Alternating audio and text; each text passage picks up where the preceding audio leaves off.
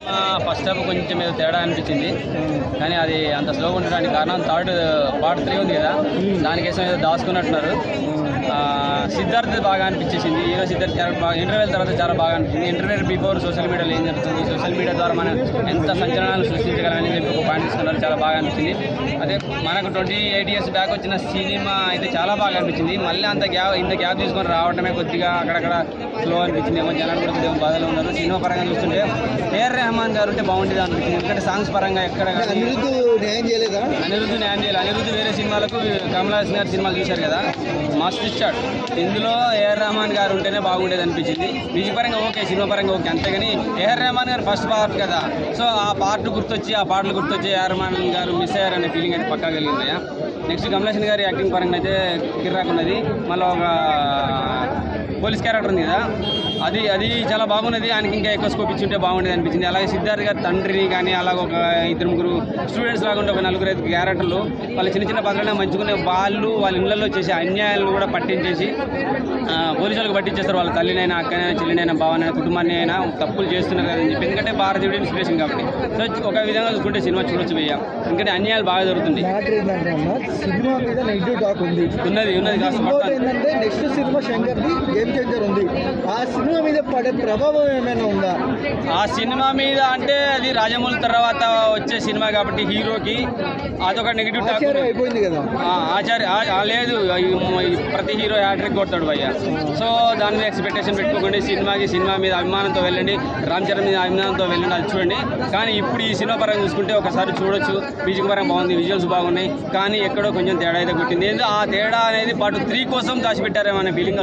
ఒక మాట చెప్పండి, హిట్టా పట్టా అంటే ఎవరైనా చెప్పగలుగుతాను, చూడొద్దు అని చెప్పలేను. ಭಾರತ ಪಡಂ ಕೇವಲமான ಪಡಂ పెరియ బడా దొడ్డు పదం ఏమీ ಇಲ್ಲ, ఒరిదొడ్డి పాతం పోదు. ఒకసారి చూడొచ్చు. ఎందుకంటే శంకర్ మీద అభిమానంతో చూడొచ్చు, అండ్ కమల్ హాసన్ గారి నటన కోసం చూడొచ్చు. అండ్ మెయిన్ థింగ్ ఏంటంటే ఇది భారతీయుడు 1లో ఇది ఉంటుంది ఆ స్టైలు, అది లోపించింది మేకప్ ప్రకారం చూస్తే. ఎన్ని క్వశ్చన్? బాబీ సింహ గారి యాక్టింగ్ ఎంతసేపు ఉంది, సిద్ధార్థ్ గారి యాక్టింగ్ ఎంతసేపు ఉంది స్క్రీన్ మీద? బాబీ ఎవరన్నా? బాబీ సింహ గారు ఆయన క్యారెక్టర్ చెప్తే చెప్తాను. సో సిద్ధార్థ్, నేను అన్ని ఫైండ్ అవుట్ చేసుకున్నాను. సిద్ధార్థ్ గారి క్యారెక్టరే నాకు కొద్దిగా లోపించింది. ఎందుకంటే కథని అడ్డం తిప్పేది సిద్ధార్థ్ క్యారెక్టరే. తల్లి చనిపోయినప్పుడు కనీసం ఎమోషన్ క్యారీ చేసినప్పుడు కళ్ళల్లో నీళ్ళు వస్తాయి, అది కూడా లేకుండా జరిగింది. పోలీస్ క్యారెక్టర్ పట్టుకుంటారు కదా, ఆయనదా? అరే ఆయన ఓకే, ఆయన కన్నడ, అది మన కన్నడ యాక్టర్ కదా, ఆయన కన్నడ యాక్టరే.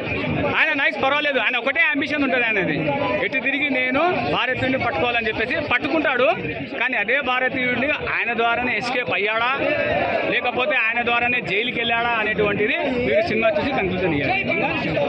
మెయిన్ లీడ్ హీరోయిన్ ఎవరు సినిమాలో? మెయిన్ లీడ్ హీరోయిన్ ఎవరు లేరు. ప్రియభవాని గారా, రఘుబీర్ సింగ్ గారా, లీడ్ హీరోయిన్ ఎవరు లేరన్నా, లీడ్ హీరోనే ఉన్నాడు, అది ఓన్లీ కమల్ హాసనే. సపోర్టింగ్ క్యారెక్టర్ సిద్ధార్థ గారు. నాకు సిద్ధార్థ గారి పైన కోపం వచ్చేసింది. చిత్త సినిమాలో ఉన్న యాక్షన్ ఇందులో నాకు రాలే కాబట్టి కోపం వచ్చింది. ఎస్జే సూర్య గారి స్క్రీన్ ప్రెజెన్స్. ఎస్జే సూర్య గారు మీరు అంటున్నట్టు పెద్దగా ఏం లేదు. ఎస్జే సూర్య గారు పార్ట్ 3లో ఉంటారు. మొత్తం లీడ్ చేసేది ఎస్జే సూర్య అనే పార్ట్ 3.